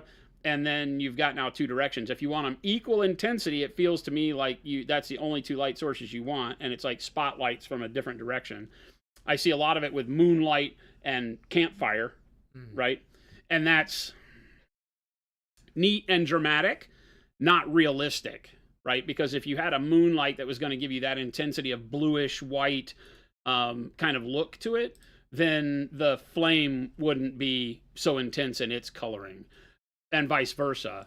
And the reason for that is the contrast that's created from a bright light source bleeds out everything else. So you would have like the fire, and then the back, even though it was in moonlight, might have a little bit of detail, but it would be more black because the light from the fire kind of makes your eyes only see that. Everything else at a lower intensity doesn't register. So if you're doing like two lights coming from different directions, red and green, then you just do it. Just paint the model. Now, the question is, are you confident with painting the model in the way a colored light source works over the colors of the material on the model? Because red light isn't just red. If it's going over the top of, say, a green shirt versus a blue shirt, that red is going to be different, okay? So when we talk about that, you have to have a particular level of confidence in knowing what the color would be if the light were interacting with the color of the material on the model. So armor color, if it's metal, that can be a little bit easier because the reflection of the light is going to be more true to the color of the light. But then cloth, because it soaks that light, is going to give you blended colors. And it's not always what you think. It's not always blended as in the way that pigment blends, because you're talking about light, which is totally different. So a lot of times I like to paint the model as if it didn't have any OSL, but that can be really problematic when you're doing those intense light scenes, because the color you get if you were to like glaze red light over a green shirt is not going to give you the right color of what it would be in nature. It would go from red to then various oranges until it finally got back to the muddy browns of shadow color going over green and stuff like that. So it's not going to mix the same way pigment does. So there's a scary part of doing intense OSL like that, where you're blending color, which is not the way light blends, right? Light is additive, meaning that you, when you add two frequencies of light together, they produce another frequency, and that third frequency gives you the color representation that you're talking about. That's why white is not a color of, it's all the colors of light together are white, as opposed to all the colors of paint together are black. Not really, but you get my drift. All the colors of paint together are a desaturated gray black, right? You don't get white out of that. So you just have to keep that in mind. So a lot of times if I'm doing like really, really dramatic lighting, I'll bake it into the model. I'll just start painting with the color of light and not worry about necessarily what color the shirt was to begin with. And you'll see a lot of artists do that. If he's in a green light, most of the model will just be green. And you just add in other colors of blues and purples in there and oranges underneath the green to make it seem like it's a reflected, color. So. We've talked about that at some point. You doing same intensity, same color of the light. That's what you were asked. That's what you as two sources. Yeah, that doesn't make sense to me because that's just sunlight, right? That's just ambient light. one direction essentially, because if it's coming from both sides, then, Well, the sun doesn't come yeah. from one direction. The sun comes from 360, well, 180 degree dome, Yeah. right? Because the sun is the reflective and the ability of it to refract through the atmosphere and then reflect off of the ground back onto you. It Yeah. almost sun hits you from every direction, except it leaves shadow that is more intense from the actual direction of the sunlight. But you still get bounce light from everywhere else that's the same color, right? I guess it could change if it's bouncing off of water or whatever, but you typically wind up with that scenario. So if it's the same color light, same intensity light from two different directions, that becomes creates a situation where I'm like, why? Maybe you have an idea in mind of why it would be that way. Two red spotlights shining on a model. We've talked about, Jason and I have talked about at some point doing some OSL for you guys. Because all of that stuff you just said is kind of the concept behind OSL, right? There's so much blending you could do with it, there's a lot of that goes behind just not blasting a light source on something, right? Yeah. Yeah, if you were in a very dark scenario and wanted to do two small like pin lights for mood lighting, like key lighting without a main, right? Then you could do something like that, and you would just then have the interaction of shadows from both of those lights. That would be kind of interesting because if you did it like here and here, your nose would have shadow off both directions. It might be lighter on one if they were the same intensity, same color, but it would have a weird shadow because it would be shaded. And whereas we normally use contrast on models because of the scale from one main direction. You have one main source light that creates all of the shadow direction, and then you might have an opposite light that kind of gets rid of shadow on like an arm or from the back. Or I was thinking dual spotlights on a stage. Yeah, well, remember that spotlighting on a stage is meant to create the idea of ambient overall lighting without having to light the entire stage. Yeah. So again, it's trying to reproduce things like sunlight, because if you do the shadow or the light from both sides, you lose all that dramatic shadow, which is what you're trying to do when you're staring at the stage. You don't want half of the area in the theater to get this person in darkness because the light's only on one side. So you light the person from two or three directions, so you eliminate shadow. If you look on the stage, the shadow should be as tight into the feet of the person as possible when they're doing it like that, so that the person is dynamic and visible to everybody in the theater. So you're trying to give them that outdoor style lighting without lighting the theater, because the theater needs to be dark to get the impression that you're trying to get. So that gets to be a tough one, but that could be pulled off if you put it on like a plinth or a base, and you could have the light just literally there and everything outside of the character could be in shadow. That would be kind of cool. But I could see some use for it. That's a very unique model too. It's such a unique story. I'd be curious to see it. Yeah, that would be one where I'd kind of storyboard it in my head or want to see it and say, okay, let me see what you're trying to do, so that you don't have a lot of really, really overly dramatic shadows. Please consider doing a follow-up on the bruised white you did on stream for your Death Guard. It's been 5 years and the paint range has grown. It would be interesting to see if you'd make changes. Oh, yeah, we can do that. I'm kind of drawing a brain for Death Guard is the Nurgle? Nurgle? Mm-hmm. Oh, okay. I know what This models. I know what you're talking about. Gotcha. Right. Yeah, this guy. That's considered, because that's considered Death Guard. Got it. Yeah, this is heresy coloring that I do, but I did this for my 40K Death Guard. Is I did them in the heresy colors. Oh, gotcha. Okay. Right, and then I just I've seen some of I those. weathered the white to have shown the long war impact on it, because they were more of a white in kind of that off-white in 40K. Yeah. And then this is like giving it that bruised white, I call it, because I use the purple and the jade. Yeah. Right? And the purple jade turquoise undertones, and then I do olive flesh over the top for the coloring. Okay. And on occasion on the bigger models, I use light umber filter over the top of the purple jade and turquoise. Huh. And then I did the bruised white over the top of that. Yeah, because if you pop in close, you can see the purple. Oh, yeah, here yeah. in the shadows, even with the noosh, the black brown noosh over the top. But they're talking about, because you didn't do that 5 years ago. They're talking about OG Death Guard, like you had those. No, this is the same. This is the same thing that I did years later. I always paint them the same. I don't think I would redo it. It's such a great job on that. I would follow exactly the way that methodology is, even with all the colors that I have. Yeah. There's no new color that I would add into that mix that I think would work any better for it. I would still use the dark purple, the jade, the turquoise, the light umber on the bigger models, the olive flesh, and then the yellow transparent that I did to give it that kind of pea stain. I called it on the armor. Yeah. But in this case, I didn't use the yellow transparent. I used Noosh. I used the yellow ochre Noosh and the either the burnt sienna or the burnt orange on this for the rust colors. Sienna. Tech Elf, It's Oroclast asked. Just above Orioclast. If I'm not butchering your name. Tadpole Jackson. Has anybody done the purple jade turquoise marines yet? It's crazy how good that looks before the filter. Yeah, that's a very Turquoise? Alpha Legion kind of a feel to it when you do that, right? If you do the purple into the jade into the turquoise, that's basically just Alpha Legion. Done. Works really well.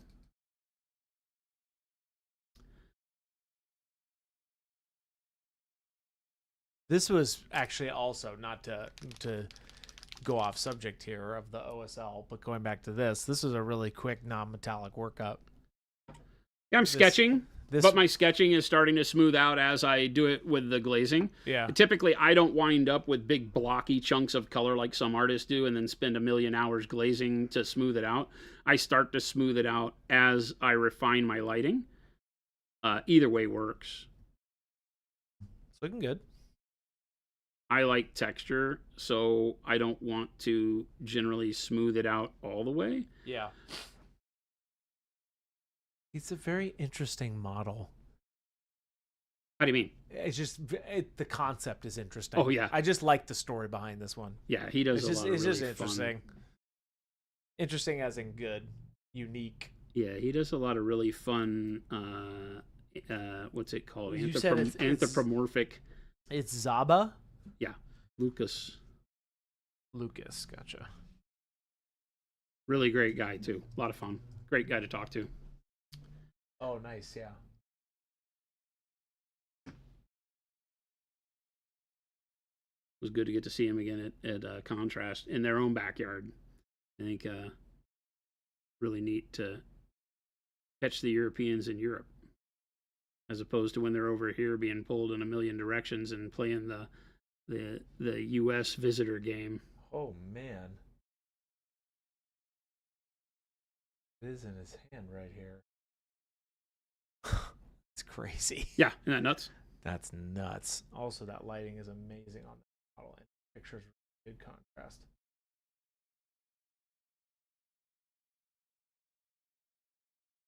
Cool. Yeah, and I cleaned it up, and it actually went together really well. It was what, 3 pieces? 3 pieces, and then I did a little shaving on that other arm because it was going flush on the socket. Yeah, but it's once you did that, it came together perfect.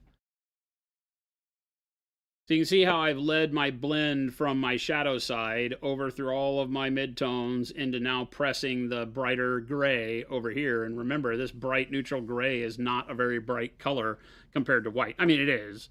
It's brighter than anything else we're using, but look, on my thumb, that's not a super bright color. This is still kind of a mid-value, upper mid-range color. But because of the way we're using it on the model, it gives us the ability to make this the shine and then have white and white blue as the next step. White blue will be even punchier than this and allow me a lot of range to dial in things. This allows me to kind of play with the model and the brightness and the reflection in a way that doesn't commit 100%, if that makes sense. I can still go brighter, still push it further.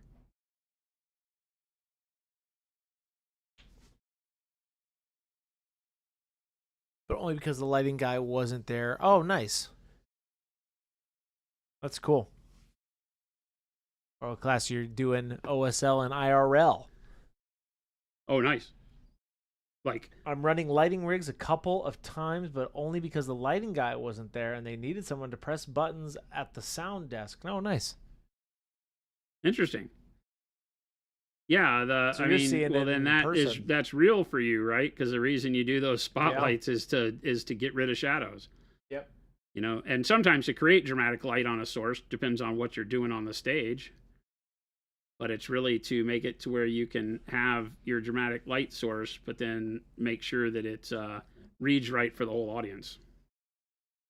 Temple Jackson, do you think the Into the Darkness terrain would be a good match for testing the underpainting and glazing? I don't know what that is. Yeah, you'd have to help us out there. What is Into the Darkness terrain? I'm just gonna Google it. Oh, okay, just like dungeons, essentially. The kill team. Into the Dark? But the Arbites Into the Dark with the cops. Do you think the darkness would be good match for testing the underpainting and glazing?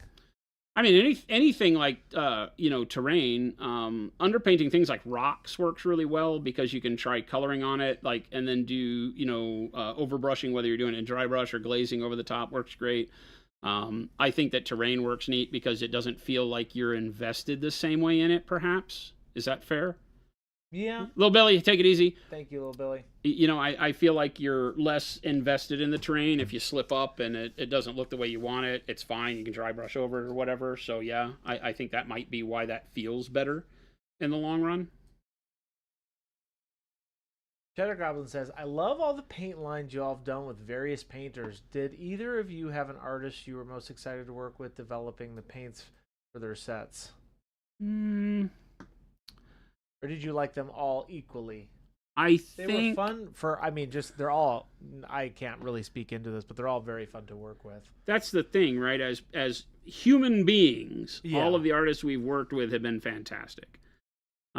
So in that regard, no, there's not a single one of them that I wouldn't go back and work with again, to give you an idea. Which colors were probably the most fun in the, coming up with all of that? I think that the first ones with John and Vince were fun because it was new, It was thus the two starters. It just felt different because, it was the first time we did it. But then with every artist, it was the first time we'd worked with them. So all of that became really interesting in and of itself. So I don't know. That's a tough question. Louise's set was a lot of fun because she got so hyped about it. She's just so energetic. Yeah, while you're working with her, she's just a hype machine. Yeah, and you could see, her thought process via the emails and just chatting was so intense because she just got really excited, and so that always excites me. And so that creative process is great. But Matt and Ben were very similar in that regard. So I don't know. I don't think there was.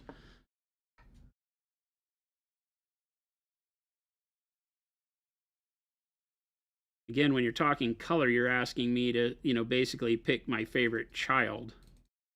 And I don't do very well in that regard. You don't have a favorite child? No, I don't have a favorite color. I've never thought in those terms. Some people be like, oh, but you always wear, a particular color shirt. I really like blues. You like dark purple, but that's just because it's a good tool rather than being just your favorite color. Oh yeah, you wouldn't find me dead in the world with dark purple anything near right. me. It's not something that I think is a great color of like clothing or but anything. As a tool, it's amazing. Oh yeah, as a painter, there's lots of things that I do that are not indicative of the way you would think of a favorite color. When people ask me what a favorite color is, I think like oh, you got people that have like that color on their phone case, you know, and I don't think in color that way. You don't mean I love color in general. You don't want a dark purple phone case? No, it's really not what I think about, I'll have to return that gift I just got you. Yeah, you probably should. That's a bad idea. Yeah. But I do appreciate the thought. No. It's good. Yeah. I appreciate the thought. It's I've learned that it is the thought that counts. And Christopher, I am glad you thought of me at all. Does the thought matter? The thought matters, man. Does it? Yeah. Okay. Yeah, you were thinking about me and you thought, what this man needs? He needs a gift for all the things he does. That's right. He needs a gift. I don't have a clue what gift he needs. Oh, I know what gifts you need. I know what you need. I know what gifts you need. I don't know the gifts you want. Oh. I know the gifts you need, though. What do I need, Christopher? Oh, I'm Careful here. Where do I begin? Careful all here. these little sound, all of these little sound. Okay, no, things, that's right? the gift you want to give me. No, that is not the gift no. I need to receive. You need these things. Oh my You God, need Chad! those This is the end of. You know what you really need though? Yes, I do actually. Is a a lobotomy and a vacation. is a Spaceballs bust in honor of Spaceballs 2 coming out. Have you seen One Flew Over the Cuckoo's Nest? I have, yes. I need that. We need to get you a Spaceballs bust for Spaceballs 2, Jason. I need Nurse Ratchet Can we get you a feeding me pills. He's ready, is what he's saying. I know the things Jason needs, not the things that he wants. Very, very good. Jack Not So Nimble says, quick question. How would you go about painting a pallid flesh for a cave-dwelling human that doesn't see the sun? I like almost like white, like almost albino kind of a deal. albino is tricky because it's very pinkish and bright. I like the way we did our ogre maw pack. Ogre, what are these guys called? Gogurt maw pack. Definitely the Gogurt maw pack. Gogurt maw pack. Because it gives you the idea of kind of sunless flesh because of the purples and the almost like jaundiced yellows. But I still used a magenta, like a dark magenta glaze in there before the top. And this is, again, olive flesh. Olive flesh is one of my favorite colors for going with off-whites. And then it's the magenta and the dark purple underneath that make it look alive still. Because even though they live in without sunlight, they still are going to have blood in their veins. And so doing something like this versus, what else do I have that has more of a lively skin tone? Like this, right? Even the witch with the paler, more Caucasian-y skin tone, you can see that there's a lot more warmth. This just takes the warmth away, right? And I like doing it with something like olive flesh, dark ivory, colors like that, as opposed to trying to find whites and grays, because you still want some color to it. So that's what I decided these guys wanted to be, is they wanted to like live in a cave most of the time and only come out to hunt, and then they go back in their cave. So the sun is not their friend, right? Yeah. But I don't want to do albino because that's a really rough one to pull off, because albino is like almost like parchment see-through white skin, but it still has a heavy pinkishness to it.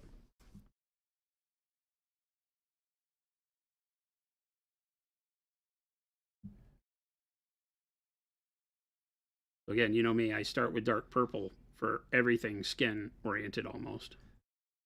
Definitely. That or royal purple, depending. Royal purple lately I've been using, just because it has a really nice punch of reddishness to it. So I really like that. Yes, Jack. So I was on the right track with the purple and the olive flesh. Yep. You can see I'm restructuring my shine here because this gorget kind of moves over towards the light where I have this bright spot in the underarm, or at the pinch of the underarm there. And so I want to brighten this entire area up a bit and move my brightness over. It was here. I've just now darkened that up a little bit with the midtone and shifted my light.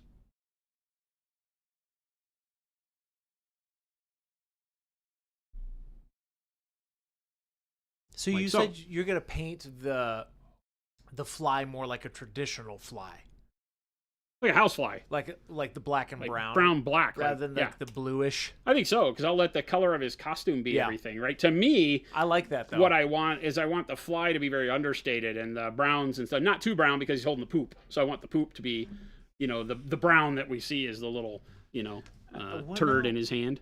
What? Okay, I was looking. This is the color that I imagined for the eyes. It's almost like a dark. Yeah, it's like a plum color almost, right? It's like plum and burgundy almost, a little bit of red. Kind of. This one's really like sienna or burnt sienna. That's more of a filter on the camera, though. Look at the green in that one, right? Yeah. Okay. Yeah. So it's more reddish on all of those. Cool. But there is like that housefly with that greenish sheen to it. When you catch it in the right light, it looks green. I think it's lighting too, Yeah. right? Oh yeah, 100%. Wild. I guess. Yeah, so I like the brown, black, grayish kind of fly color. He doesn't have like hairy arms or anything, and the head is the only thing that really has that. How are you gonna do those eyes? It's Is gonna that keep me up at night. Is it stippling, like scale gel? Like what is that? Are you gonna do like lines? I don't think lines pulls it off right, but I might have to first grid it with lines and then go back and do almost that pointillism, like little dots for the facets. Like stippling? Yeah, is that what that's called? I guess technically it's stippling. It seems different than stippling to me only because you wind up with a situation where you're not using dots tightly packed. You're doing each one as a pattern, so it's a dot pattern. Yeah, not really stippling because you're painting a dot. You're like dot of paint and then go back and clean the brush and get paint and dot of paint. And can you imagine doing hundreds of those? It's gonna be we may not do that on stream. We'll see. Is that what you want to do? We'll see. Is that what you really want to do, Jason? We'll see how this works out. I don't know if I want to do any of that, but raw edited. Here's what we'll do. We'll have you do that, and we'll just do 1,000% speed up. We'll do a time lapse of it. You want to know how to do paint? We'll put like that's it. That's a tutorial. How to paint bug eyes. We'll put a real-time clock with a time lapse. There you go. It'll be a 5-minute video. Over 17 hours. 17 hours. That scares me. Well, yeah, Lucas freaking screwed the pooch on this one by doing the studio model that way, so we don't have a lot of choice. It's pretty cool, though. I don't get to, like, half butt it. I can't go in with just one cheek on this guy now, because he's... Is there a way to cheat that technique? No. Photoshop, which is what he did. But I'll man up and paint it. Hey, you'll man up and paint it, you will.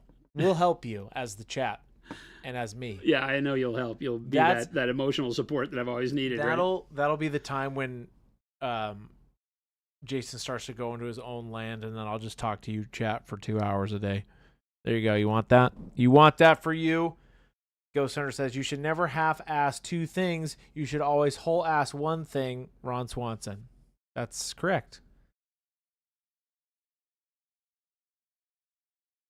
Oh, I forgot my little sensor. You should never have 2 things. You should always whole 1 thing. Yeah, something like that.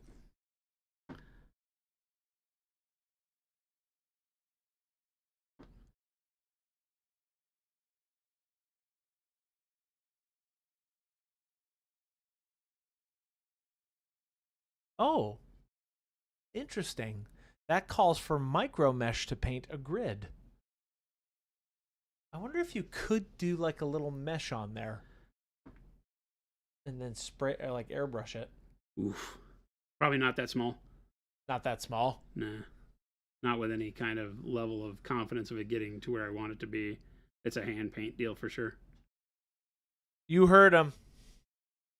It's hand painted. That or you could just paint them like very, very realistic human eyes.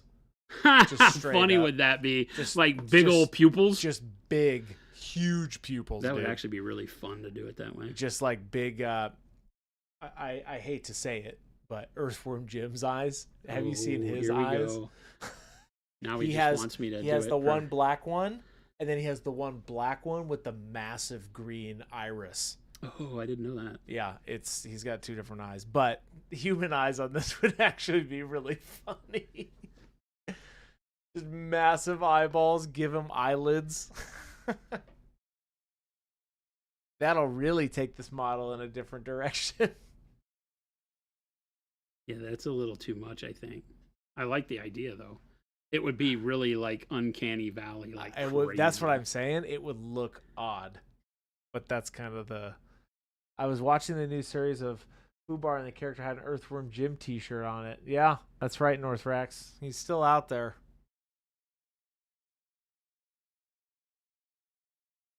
I'm going to be working on all of my projects this week, chat. Be working on a lot of projects.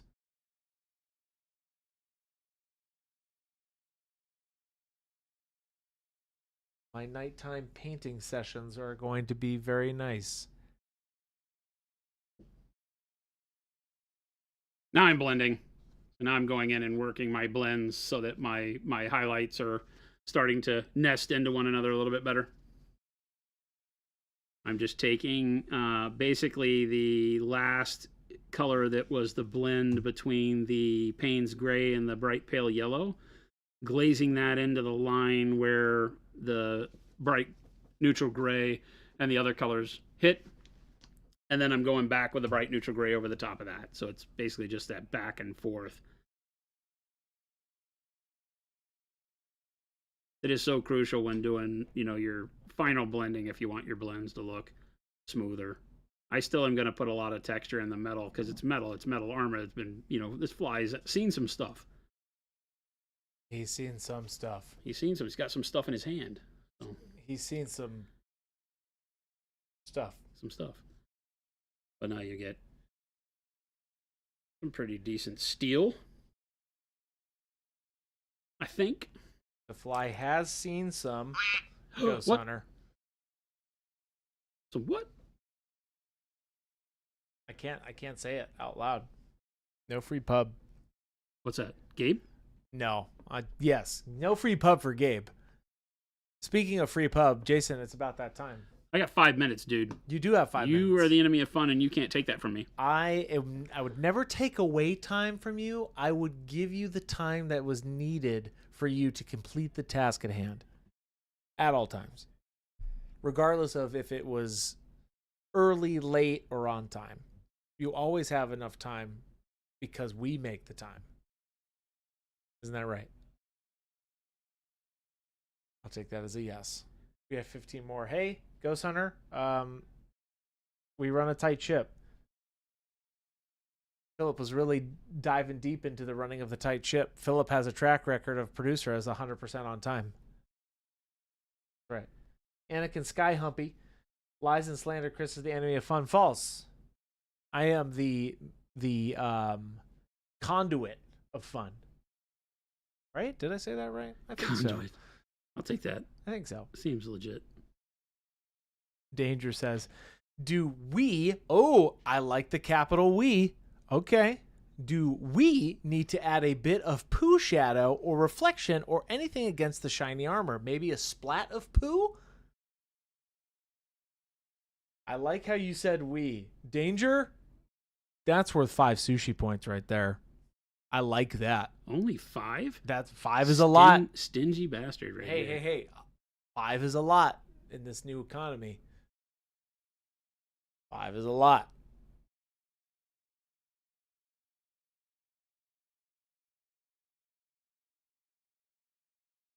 I'm just doing very quick little hash marks, barely touching the brush to the model in a lot of these spots. Very little paint on the brush.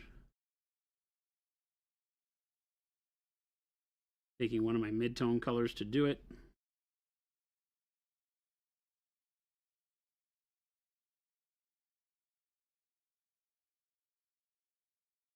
Stipple around. This is what gives me that uneven kind of beat up surface. Yeah, but the little scritches and scratches here. Yeah, and you need to just make sure you're doing it with a color that is in your mid-tone, not your brightest color to start. You can start this much earlier in the process too if you like, right? You can have this be something that is done with more of the darker shadow colors. That's fine.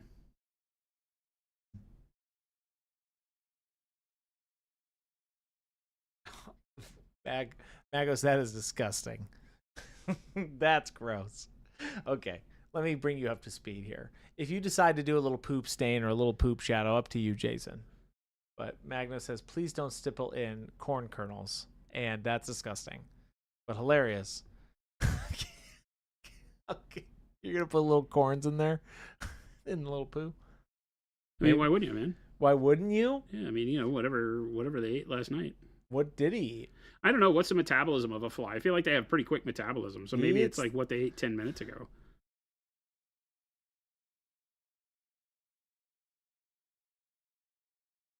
Oh my gosh, that's gross. That's hilarious. I like your little scritches and your scratches here, Jason. Just gives some texture to it and lets me... Oh, Flapjack saying, is it his own poo? Okay, this stream has become the definition of the poop and the fart joke. So I would say that this poo is, let's go back to Jason's idea. He picked it up from somewhere, right? The buffet. I don't think it's his poo. I think we need to clarify that as a group. It's not his poop. Somebody else's poop. And is he looking at it, or is he just holding it walking to his table? Is he delivering it to somebody? I think he's just trying right now. Okay, I think the story is that right now he is looking for his table. That's what he's looking for out in the distance. He's looking around.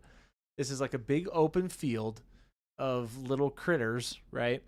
And he just happened to get his little buffet treat, and now he's looking for a table. That's the story. Scritches and scratches. Nice. Ooh. That 3-foot rule really makes it all come together like that, too. There you go. Quick little non-metallic ditty. We'll add some more color to it as we do more color from his clothing. Yeah. We'll put some more colored reflection in there. But I like with the dark plum. So we've got the dark plum shadow reflection on there, and then we go into the Payne's gray. We use the Payne's gray with the bright pale yellow, and then just the bright neutral gray, which I think works very, very well. I think I need to do a little bit here before we call it quits. Sure. While I have color on the palette. I'll allow it. Thank you, Christopher. You're a gentleman and a scholar. A gentleman and a scholar.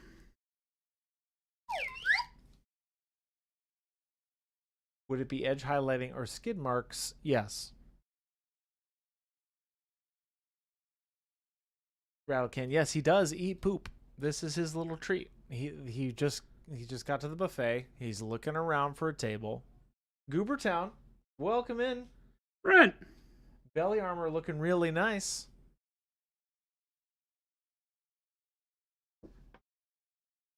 It is looking really nice. Thank you, thank you. Yeah, he's looking for his little table. I believe that's the story I'm going with. That's the story you're going with. I don't know what Jason's going with just yet, but right now he's looking for his table.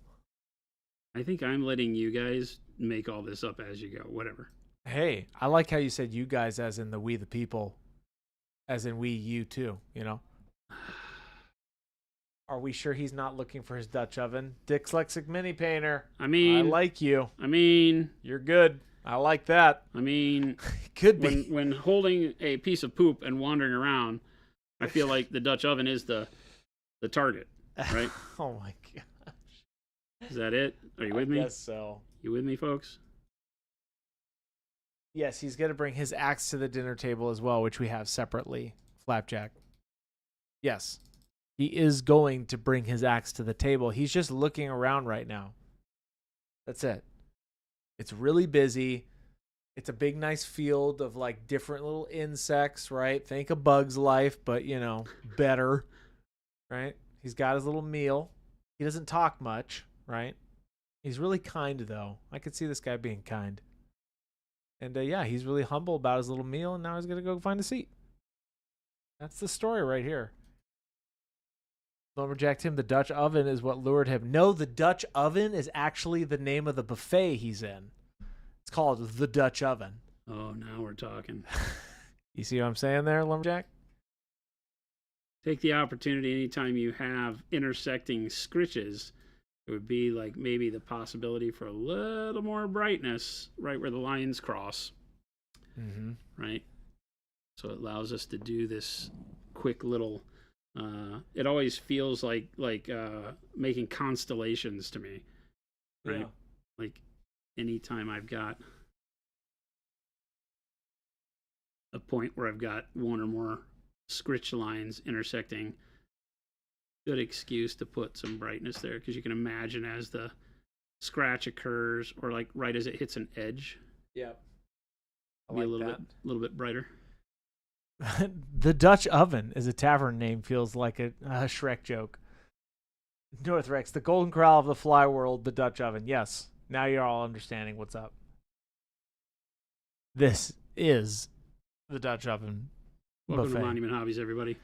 Welcome to Hobbies. We're just a great group of pals. That's for sure. I'm really glad that probably now the last 30% of this stream has been talking about where he's, well, not 30%. Let me rephrase that. 15%. More of a accurate. Talking about his little hand poo. See? And hey, we're talking about it. It's intended in the sculpt for a reason, right? You didn't have to have. When Lucas handed me the model, he goes, "Oh, and did you notice?" He didn't. That's the thing. Oh, yeah, he does not have to have the poo to make this model dope and unique, right? But it's just a little addition. As I'm looking at it, because he had the painted studio model there, Yeah. and I'm holding it in my hand and looking at it, and he goes, "Did you notice?" And I'm like, "What?" He goes, I don't remember what he called it.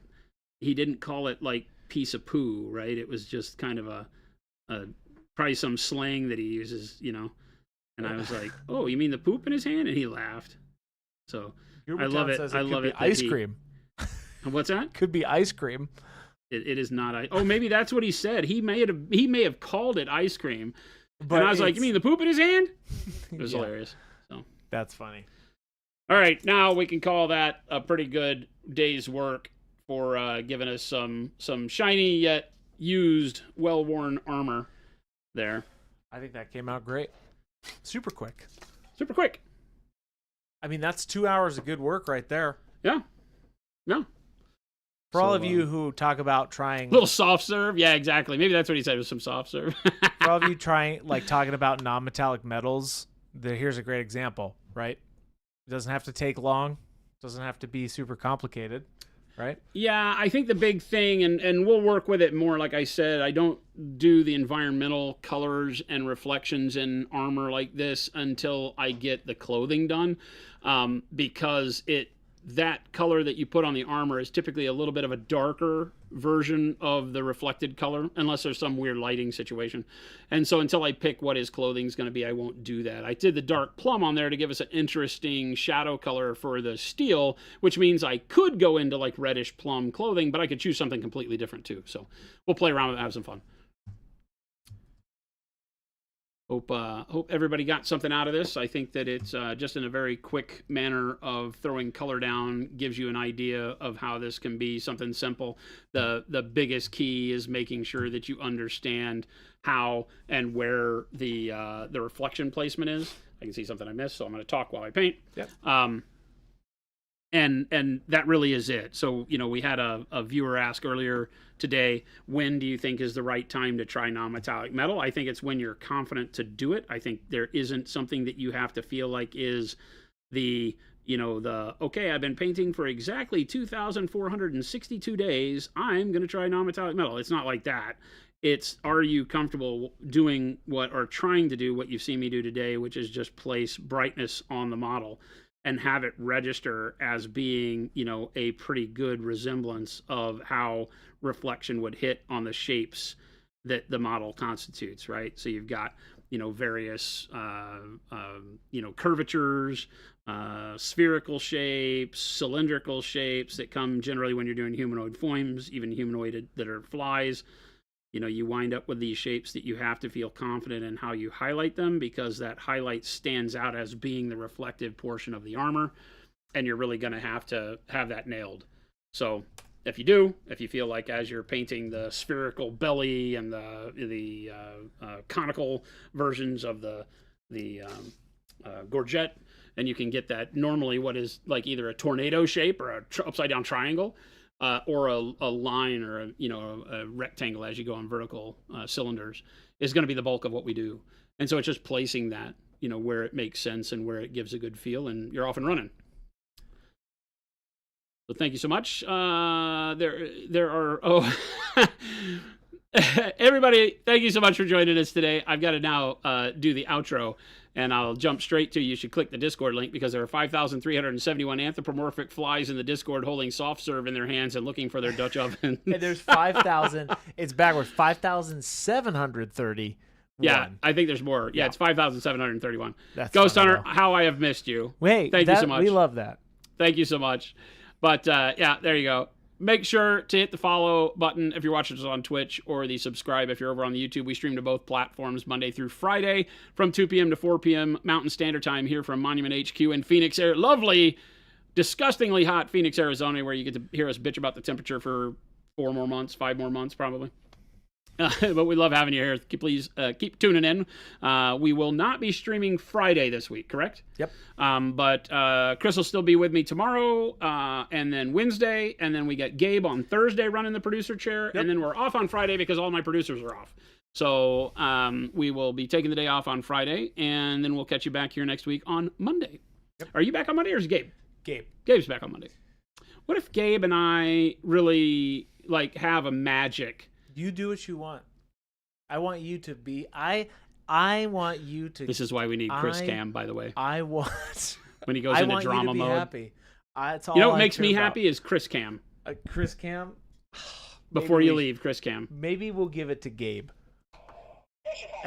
I could be fired. Thanks for hanging out with us, everybody. Hopefully you enjoy this. We're going to continue painting up. What is he called? Lord Bzz. Lord Bzz. Throughout the course of the week, Lucas has made a tremendous model here, so I'm having a blast with him. Should be a lot of fun. And then we'll, I think we're doing something. What do we got next week? The chick with the surfboard? Yeah, dude. Ooh, we got a good one next week, too. Freehand. So, lots of fun stuff coming up, gang. Thanks for hanging out with us. Make sure to stick around. Chris is going to find us somebody to raid. Show some love in the chat we wind up in, and we'll catch you back here tomorrow. Adios. Have a good night.